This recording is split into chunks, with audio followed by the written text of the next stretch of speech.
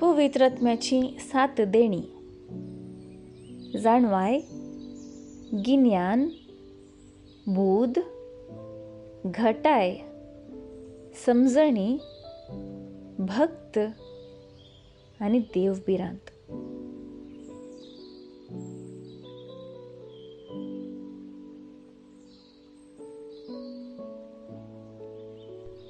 पवित्र आत्म्याची 12 फळां मायामोग, संतोष, शांती, सोसनिकाय, दयाळाय, बरेपण, उदारपण, साधेपण, विश्वासीपण, मनसुगी, स्वधमन, निष्कळपण.